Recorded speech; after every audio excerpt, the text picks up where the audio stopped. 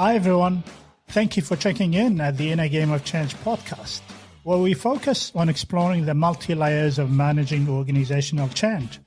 My guests cover a diverse number of critical topics to enable effective and sustainable change adoption, including communication, leadership, training, change impact, process design, change capability, and much more. My name is Ali Jamal, and you're listening to the Inner Game of Change podcast.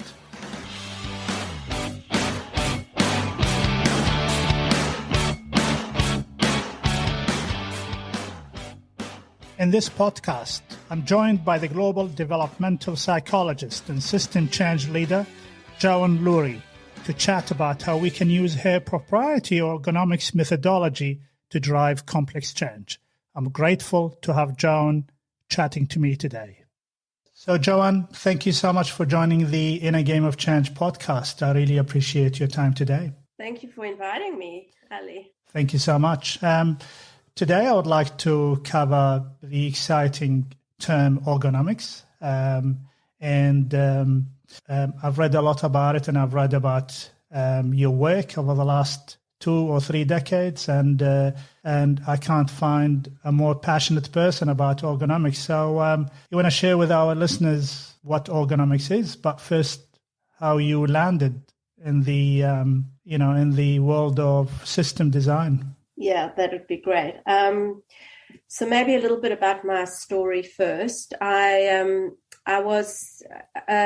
came to the work in 1993, actually, the beginnings of the work. I was in an internal OD role in a company where we were preparing the company for post-apartheid South Africa. We were in the midst of the transition, sort of edging towards the first democratic election. We'd begun the work in the late 80s, early 90s. And as part of that transformation work, the CEO of the company also realized that he had to change the operating model of the organization. At the time, we were 4 businesses, one an independent wood chipboard distribution business, retail and wholesale, and 2 manufacturing businesses, a holding company, together listed as a group entity. But there was a view that if we stayed as separate businesses with their own brands and their own processes, etc., that we were going to become less and less profitable. So the CEO knew that he needed to shift the business and integrate the company. He had a strategy for that. He knew what the new operating model looked like, which was to have a distribution arm of the business, a manufacturing arm, and a sales force, and basically no longer have 3 independent businesses with 3 brands. But he also knew the history and the research around M&A work, whether it was internal M&A work or not, was that a lot of that work actually didn't give the return on investment. And he was very worried about that integration. So he brought out Irving Borwick, who was a systemic change consultant who'd been experimenting with the application of systems thinking to organizational change.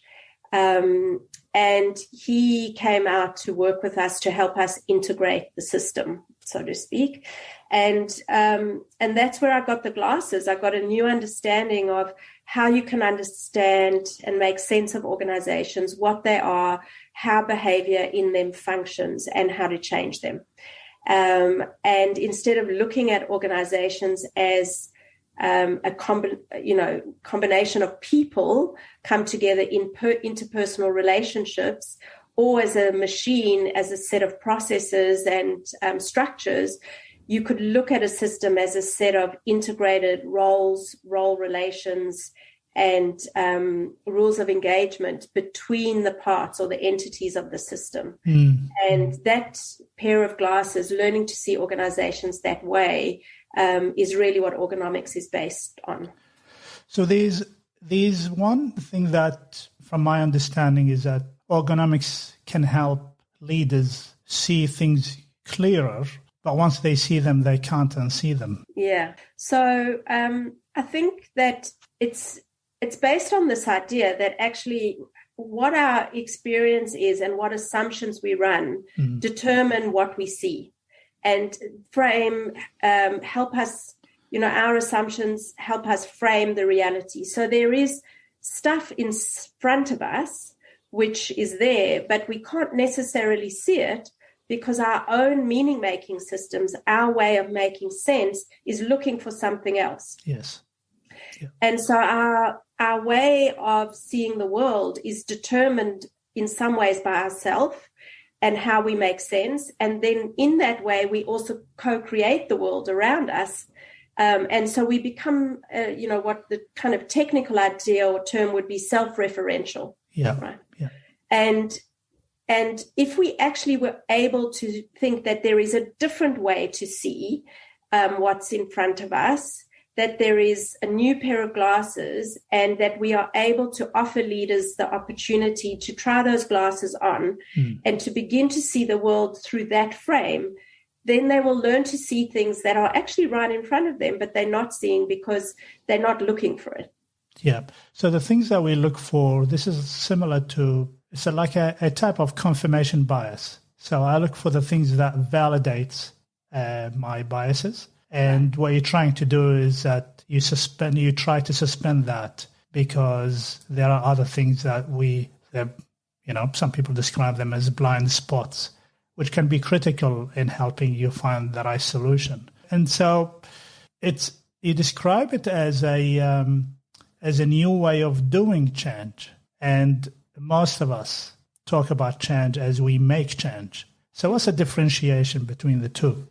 It's a great question. I think if we look at the traditional change management industry as a field or as a system, there are a whole lot of embedded assumptions in the field about how to do change and how to get behavior change in organizations or how to change organizations. And I would say that most of the assumptions in the field of change management are based on kind of technical or mechanistic assumptions that you can change a process and then change the organization, or they're based on humanistic assumptions or psychological or interpersonal assumptions, which is about, changing something which is core to people, their values, their personalities, their styles. And sometimes the person and the technical meet because, we think we can fix things through capability build or skill building, etc. There's a third set of assumptions which we can hold about change management and organizations is that if you want to bring about change, you don't necessarily have to change something technical like a process or the org structure, which we see leaders and change management specialists doing all the time, the org design or process design. Neither do you have to necessarily change the people, who they are. But what you want to bring about change in is the set of relations between the parts and how different parts of the organization or the system see their roles. And if you bring more systemic assumptions that the change will happen more in the in-between, in the interaction between the parts rather than just in the parts alone, or in the people, then you start to see things that you didn't see before because you start to look for how are people seeing their roles? How are subsystems or entities in the organization seeing their roles? So in other words, how does marketing as a subsystem of an organization see its role? And how does marketing see its role in relation to sales or in relation to category management? Yeah. And typically we are not looking to answer those questions because we're not starting with the assumptions that that's important. And so when you start to try and discover what's going on in an organization through this lens, you start to ask very different questions which reveal different things, which will then say, actually, we need to change how people see their roles or how entities see their roles. We have to change the dynamic of the role relations between entities and reset the rules of engagement for how they interact. And actually, if we're able to change that, we can bring about change much more rapidly with more speed, less turbulence, less noise, or less resistance, then, typically trying to roll a change management program into an organization in a linear way, starting with the solution and then, trying to engage people and get their buy-in into the solution. And then you mentioned, Joan, so there's a system and there's an individual and there's the role in there. And the role does not necessarily mean the job you do. The role is the value of why you exist in the first place. Is that what it is? Yeah, it's the function that you fulfill. Yes. On behalf of the system. The organization system has contracted you and brought you in to take up a role on the behalf of the whole. Yes. Right. So I'm not there because they need Joan. I'm there because they've contracted Joan to fulfill a role or a function on behalf of the whole. Yeah. Well, I'm there in both capacities. And that function is the purpose, the ultimate purpose of what you do. So the doing is not really the job. Is the goal is the job. The purpose is the job. And so you talk about three different things. So these rewiring, these reframing, and these repatterning. And so that is, these are the three sort of strategies that underpin Orgonomics. Do you want to talk about that a little bit? Yeah. So maybe I'll just take a step back in order to explain those things and talk about the role, the system, and the individual. Please do. Because that's a core underpinning framework for the Orgonomics work. And I think often, Ali, what gets confused is that sometimes when I talk about role, people think I'm talking about the job. Yes. I think it is important, as you're pointing out, to get the distinction that there is the job role that you're there to fulfill. And when I ask people, what is your role? They say, I have to, they give me the list of tasks that they have to fulfill. You're right.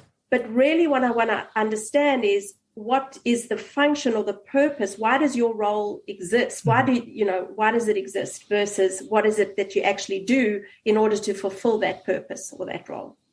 And sometimes we fulfill an organizational role, and sometimes we fulfill a systemic role on behalf of the system. Mm. So let me explain the difference and why it's important to understand that difference. I've just been, say, working with a client, and they have a presenting problem where they have some noise between one part of their business and another part. Mm. And they're trying to understand what's going on. And the role, one of the key people that is involved in that is in the role of CFO. He's the Chief Financial Officer of the business. And there are quite a few people in the organization that are saying, he's a problem. He's power hungry. He's got a big ego. He wants to control everything. So you can hear the meaning making is that the problem sits with him, the person, mm-hmm. and that actually he needs to change and he needs to let go of his ego. And so you can see the attribution of the problem and what the solution might be. It sits with the individual. So the focus is on the behavior. That's what they're talking about. Yes, and on the person. Yes, yeah.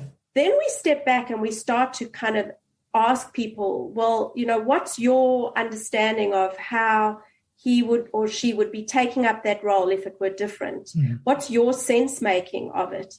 And what we begin to discover is that the way that he's taking up the role in the business, particularly amplified in a COVID context, because when you look at a system, context is very important. Yes.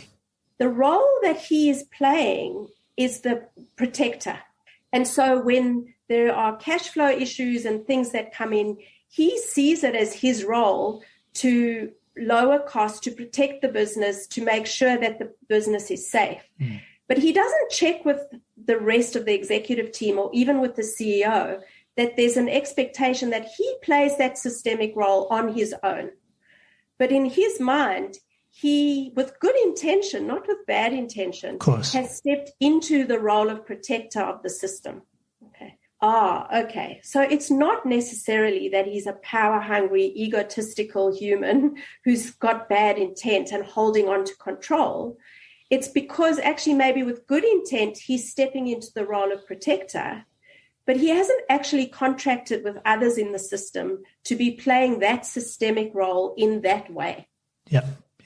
So he was acting in sort of in a silo mode, and the consequence of that, acting in that way with the best of intention, it creates that noise and tension that people judge this particular person on the behavior and the output of that behavior. Right. And so what you're proposing is that that particular person would need to step back and then understand that they are a piece within a bigger system. And so whatever decision they make, it's got consequences on the other systems. Yeah, and also has implications for others' roles and the role relations between his role as the CFO and the protector and the CEO's role and other executives around the team. Right. So it's important for him, when we talk about the reframing piece of Orgonomics, the work we have to do is not change him to make him less egotistical and less power hungry. I mean, we'll be there for it if that were the problem. Yes. What we can help him with is to reframe how he sees his role in the system at this point in time, in this context. Okay. And therefore shift the pattern of relations between him, his role, and the CEO's role and the rest of the executive team. Right. And reframing the roles and getting the system pattern to work differently in how their roles relate and connect. That is the work, the systemic work of Orgonomics. And so you want to discover how people are perceiving the roles and how the roles are working, either individual roles or subsystem roles between entities, because it could be, let's say, between the exec team and the board.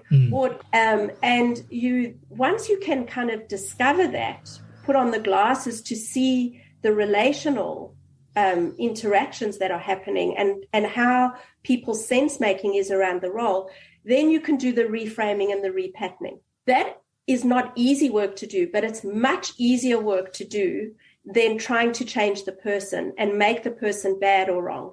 Yes. And we come across a lot of that from my experience, there's always going to be one individual or two, especially at a leadership level, where we think of them as blockers, mainly because of the way they go about their business. And they perform their duties and their roles based on their understanding, as you mentioned, with the best of intention. And so it can be something that we need to think about when we talk about rolling out new changes, especially at larger scale, is to, at the design stage or even before that, we start thinking about, do we have the right setup for this change to have the minimum level of resistance, i.e. minimum level of gravity, so we can, so people can adopt it, and then usually the stakeholders or the customers will get the benefit out of that. Have I got that close to right? Yeah, I mean, I think what you're raising is one of the most critical issues for why change management and transformations actually fail, in my mind, from my hypothesis, because we don't set up the transformation system for success. We actually set it up for gravitational pull for resistance. And I see often what happens in transformation programs is that you set up a transformation team who have the role in the system to drive, and I say that with strength and in inverted commas, because you can't drive transformation, but I hear that language all the time. It's their role to drive the transformation. And what that does is it sets up a team that is separate from the kind of organizational system, leadership system, who really should have the role and the accountability to transform the system. And so you set up a resistance between the transformation team, who get the role to drive the change, and the executive team often, who actually see it as their role to lead and transform their business. And you set up a pattern of relating between the transformation team and an executive team, which actually becomes problematic, and that in itself gets in the way of the change. So if you could design your change and transformation system with the right role setups, and that if you are going to have a transformation team, which often I say is actually not necessary and I recommend against it, I'm going against the grain of the change management industry because it's so wired in that you have a transformation program office, a transformation team, right? But actually those implicit assumptions that have very seldom been questioned are often the assumptions that are potentially faulty and get in our way. And then they create a lot of friction and frustration, and the leaders usually, or some of them, think that outsourcing the transformation drive is actually not their responsibility. Right, not my role. Oh, you've given that role to the transformation team. Yes, you're right. Okay. Yeah. So you can see how that pattern, that role relational dynamic actually becomes the problem. And do we design for that intentionally? No. But actually without having the systemic glasses and understanding complex relational patterning, we set that up naively. Right. Yeah. And another role that is typical in the change management industry, which I'm going to deliberately be provocative around, is change champions. Yes. If you start to bring a systemic lens, what you'll think about is actually by calling out and making change champions and giving them the role, you actually absolve that role of other people in the system. Yeah. Okay. So this is an interesting point because I do work with change champions, and I'm fully aware of what you're talking about. So what you're saying is that, so here's a scenario. There's a change. We set up a transformation team. They drive the change. We've got a good level of sponsorship and support from the leaders. And we've got a time frame to deliver that transformation program. We've got a network of change champions, and then they help with the implementation and training, whatever their remit is. And so there's always a danger of having the change champions that we outsource the responsibility from the leaders to the transformation team, to the change champions. Yeah. Especially when we ask the change champions to do it as a discretionary effort rather than their own responsibility.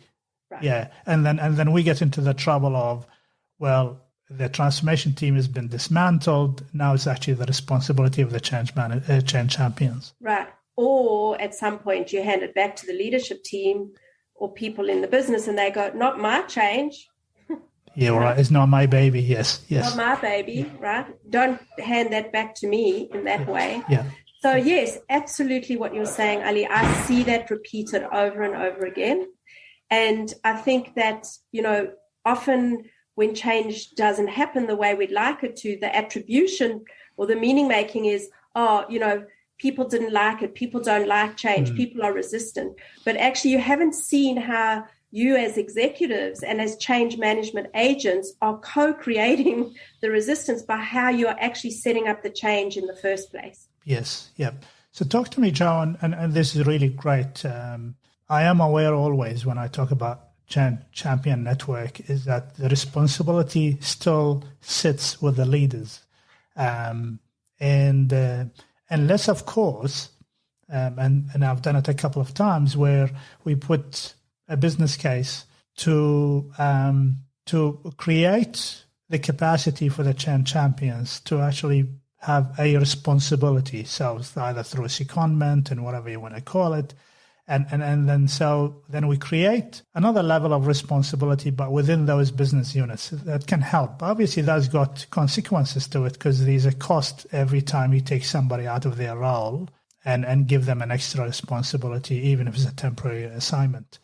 I want to go back when you mentioned when we design the change, we need to understand, how the system works. And I've actually come across one example where we were very excited about the change, and I was part of the group that was leading the transformation. I mean, the interesting thing is that we were all contractors, so that even adds another complexity to it, right? Because because we are our own system going into a new system. Right. What we discovered that within the organization, we were fine. But then the organization is part of a government-wide system and nodes. And so we discovered that whilst it was fine to roll it out within that particular organization, their system, they're one system out of a network, and that network does not support the proposition that we are driving within that. Right. So, for example, interpreting a Privacy Act, we discover that this particular organization sees it in this way, right, whereas the other organization, which is under the same government, interprets it differently, and therefore we've got another system that blocks our system from doing that. And then it's like we've got two solutions. We either try to change that organization way of interpreting that, which is a very long-winded process because you need to sign off, you need a lot of things to actually be put legally, or ignore it, knowing that our transformation is not going to be implemented completely. Right. Yeah. So that's how I see what you're talking about is that, and it's not an easy task, Joan, is it? It's not an easy task because I think what you're describing is complexity. Mm-hmm. Yeah. But I think one of the biggest issues is, whilst it's not easy, we need to do it. Yes. We need to step into it, because otherwise that's the blind spot. We think that we can drop simple, complicated technical solutions into the system without actually at times seeing and noticing the complexity that we have to work with. Okay. And then that becomes our blind spot. So stopping to take the time to understand the system and the complexity of the system that we are doing the change with is absolutely vital. But what I don't see happen is that work, right? The stepping back and noticing what are the systemic dynamics? What are all the entities involved here? Who is the client and who is contracting us and bringing us in for what purpose? Because very often there's an explicit purpose, and then there's a kind of secondary systemic purpose, which is we can't convince the other entity to go like our way. So we're going to bring in this group of contractors to be the transformers. Yes. And maybe they will kind of be the people who are able to have the role of changing the others. Yeah. So you want to be able to see how you as the change agents are getting kind of caught in the system, and how you are part of the system and the complexity of it. If you are able to wear those glasses and step into the discovery of that, that will be hugely liberating, because then you're not caught by the kind of systemic dynamics that are going to get in your way, right? Yeah. And as you say, that is not easy work to do.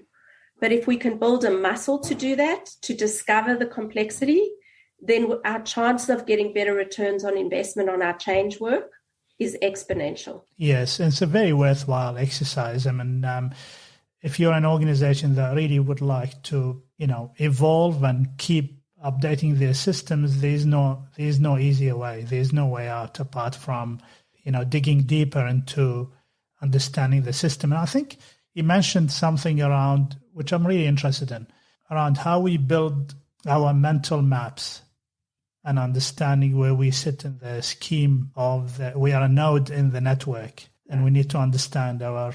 So, do you want to talk a little bit about that mental map, individual mental maps? Yeah, sure. I think it's based on this idea that every one of us carries a construct or a mental map of the system that we are in. And or the subsystems that we are a part of, and the roles that we play. And if we invite people into, taking out of their heads and drawing down on a piece of paper, how do you see the system? Can you just draw for me a picture of where you see yourself located in the system relative to other roles, relative to other parts or entities? When we ask people to draw that, and I've done this thousands and thousands of times, people will draw that map. And it's like the minute we join a system, we form this mental map. It's like if you are dropped in a new city or dropped, in the jungle, and you don't necessarily yet have a laid down map of how the system works or that ecology works, you will find a way to form in your mind a map of how it works and where you're located in it. And that's our attempt to create a level of certainty. Yeah. And a level of understanding of where do I fit in.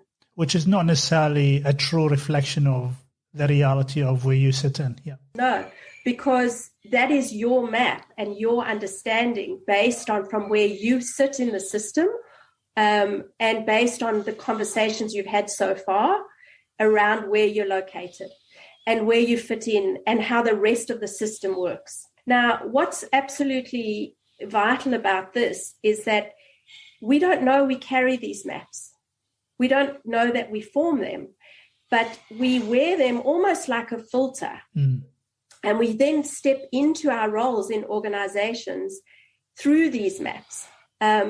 But we don't take these maps out of our head and make them object and look at them and examine them and say, well, is this how others see my role? Is this how other people see how the system should function and work? But when you start to do that, if you're able to know that you carry this map, put it out in front of you and look at it as object, so it's not running you anymore, but you can see it. And you can then test it as a hypothesis rather than this is truth.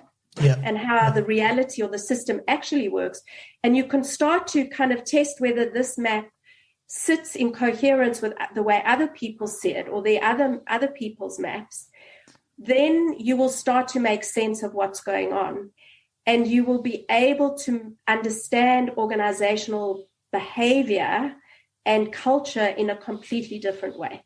So is it, let me just comment on one, is that if we are not congruent with the real map of the organization, then usually frustration occurs, resistance happens, noise, inefficiencies. Okay. So does that mean, Joan, that there is an opportunity for change practitioners like myself at the design stage, and when we try to sort of uncover the impact of a particular change, we need to think more now around how the system map is set up, and the impacted group of people that will be hopefully adopting the change, how we can help them understand their role in that mental map. Is that something that we need to look at? Absolutely. Yeah. And if you're able to look at that, you can actually create flow and coherence into the system quite rapidly. And once you create that, you unleash energy and capacity. Yes. Yeah. And it's a completely different understanding of how to release energy and engagement and capacity in a system from one which says, actually, we need extra resource, or from one that says, actually, what we need is to show people the burning platform, get them to understand, the journey, engage them. So it's not an engagement strategy where you give them more and more information about why this is a good idea. It's a systemic strategy which helps people take up their role or reframe their role in relation to what you're trying to achieve through the change in the organization. Rather than driving the hard exercise of asking people to change their behaviors. Yes, or themselves, or their values, or who they are. Yeah, right? which is a tough ask. It's a very tough ask. It's much harder to change that than it is to reframe roles and role relations in a system. Fantastic.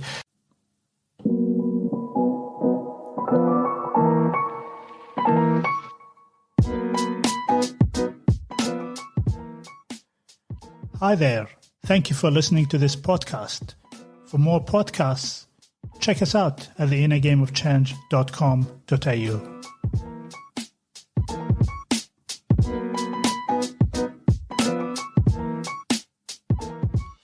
we are in the middle of a digital transformation surge. We are in the middle of COVID-19. I'm mentioning this because at some stage in 20 years' time, people will listen to this podcast and say, what the hell is COVID-19? How do you see the market and organizations from where you sit? How do you see organizations responding to the change and the disruption? And is it sustainable? Because my sense, and from my experience over the last couple of years, is that we're doing a lot of patchwork. And to your point, we are not looking at the system as a whole organism. Yeah. But have I just got a couple of bad examples in my experience, or is that necessity right now? Do the patchwork because there's a lot of uncertainty about what's going to happen over the next couple of years? Yeah, it's such a great question. I mean, I think what I am noticing, and I'd be curious if you're noticing the same thing, Ali, is, if we think about how we're wired as leaders in organizations, the role that typically leaders feel like they have to play is to have the answer and, to have the solution and to coach other people to discover what their solution is. Like I hear often that's how the role of leader is framed in organizations. And I think that sits in, comfortably if we're working in like technical linear problems where there's kind of known solutions, and the solution at least is discoverable. But I think when we're in this more complex adaptive change where we don't necessarily know the answers, how can anyone, because we haven't been in the context of a pandemic like this before, then we tend to try and put solutions in place as if we were in a more simple or complicated context. And I think that what I'm seeing happen is that people are trying to come at this complexity using traditional means and using technical means like policies. Like I heard one the other day, which is all roles work from home. These kind of binary, simple solutions, or, no one's allowed to email after 6 p.m. Yes. So this is what I'm seeing as examples of these like simple binary solutions, one size fits all for the whole system, versus actually we deep into complexity and multiplicity here, right? And there are probably a multivariate of options for what is going to work for individuals given their contextual realities, right? And the contextual realities of where they fit and what their role is in the system. And so we're trying to put unitary binary solutions in many organizations with good intent, rather than actually lean into the complexity and how we actually learn to contract for multiplicity, right? And for the context, the multiplicity of context that we have to address. Yeah. And we make those statements like not only no emails after 6, which for me, you were right. It's the intention is that we want to give people lots of time to live their life and spend time with their families and all that stuff.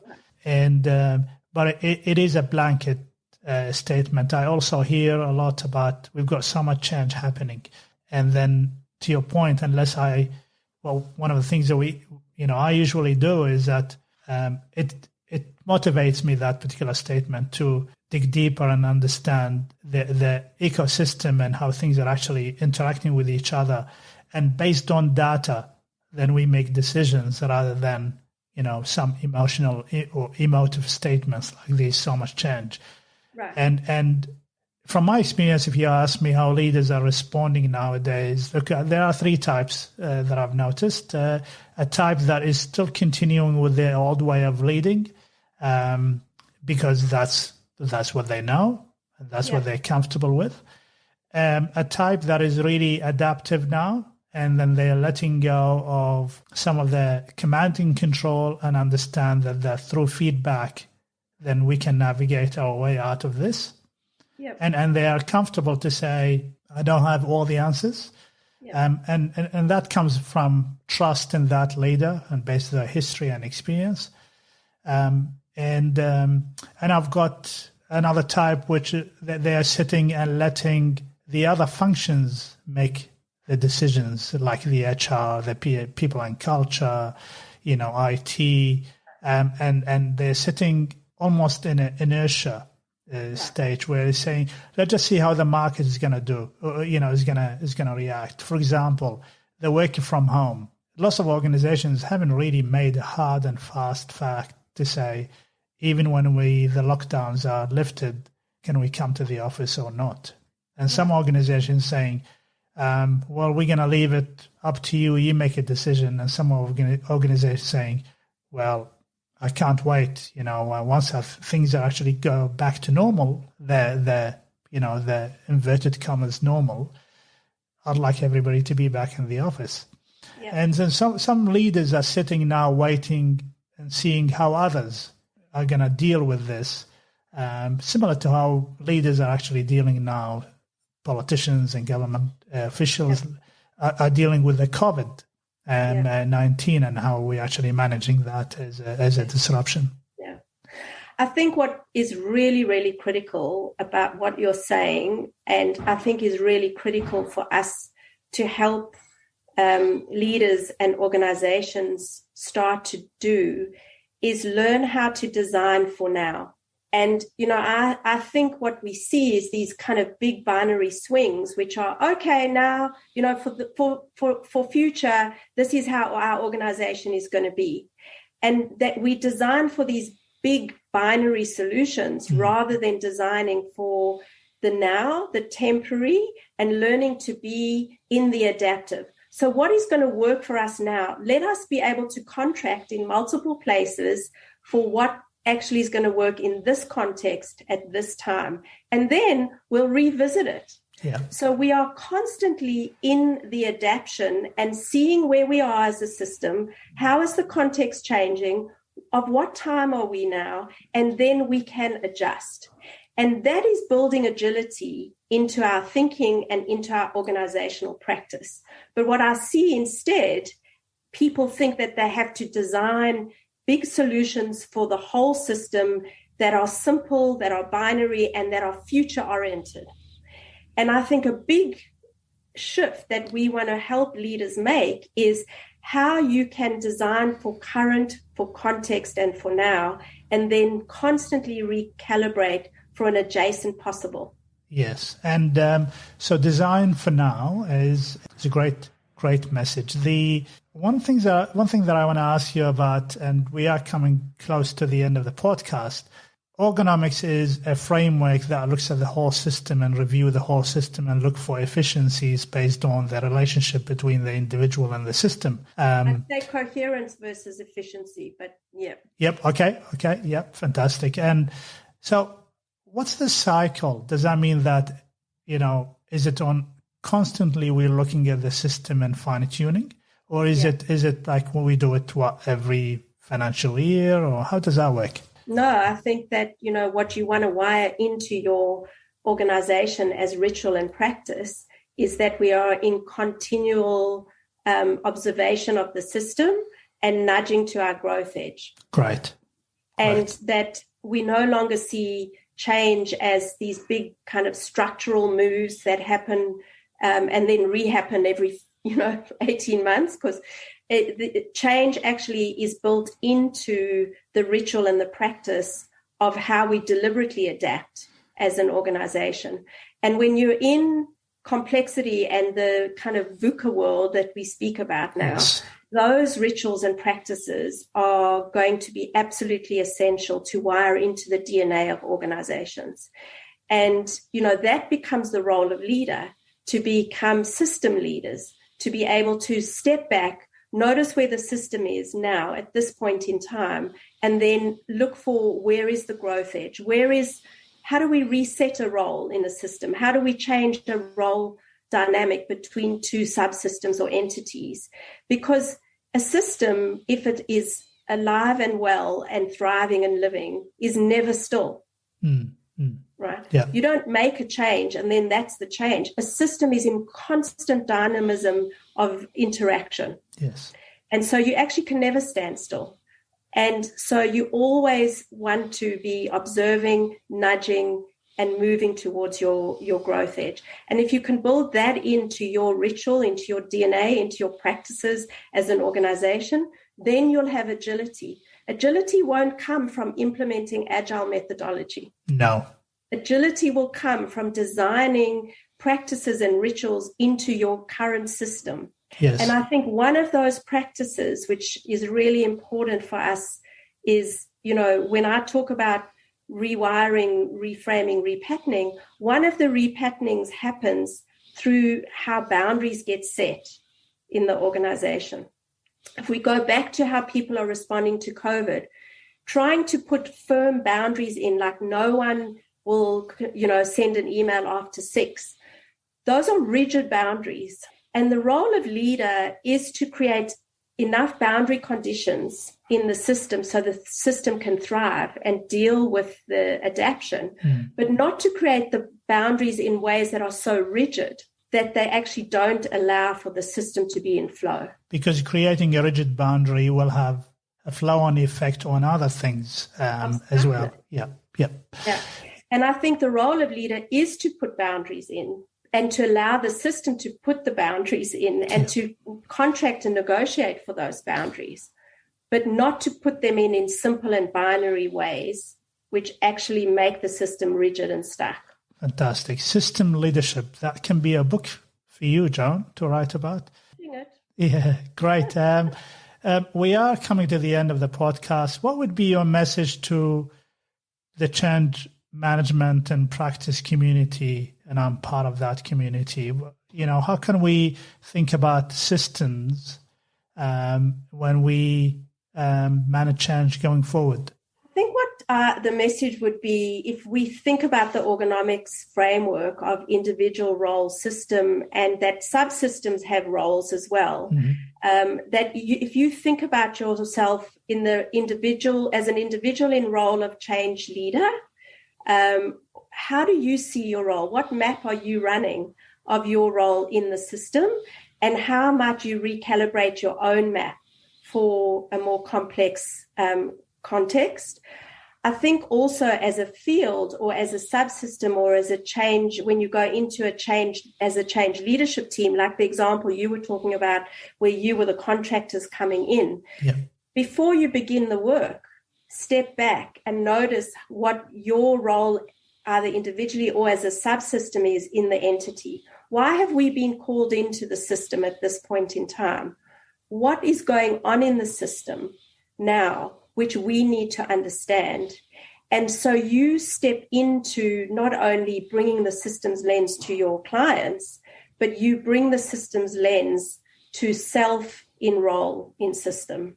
And you start to see yourselves in the context of the system. And the more you can practice that, the more you will be able to see what's going on in your client systems, not be caught by it, but be able to manage it far more effectively. Fantastic. And which means we need to understand our mental map within the whole map of the system that we coming into.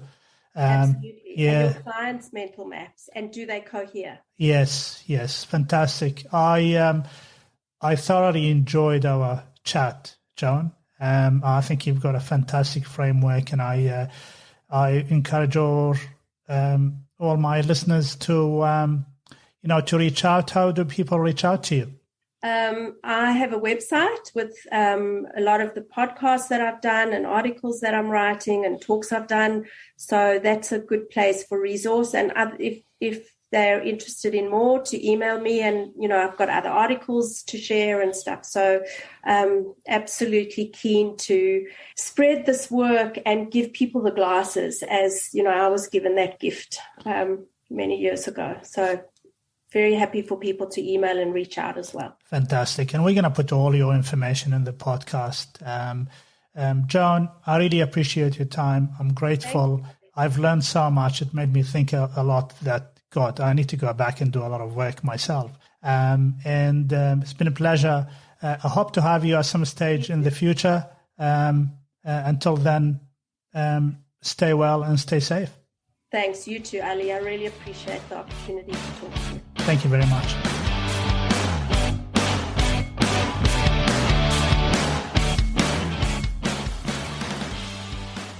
Hi, everyone. I hope you enjoyed listening to this episode of the Inner Game of Change podcast. To know more about our guests and this episode, check out the innergameofchange.com.au website. And remember to subscribe. I can't wait to share with you the next episode. Until then, stay well and stay safe.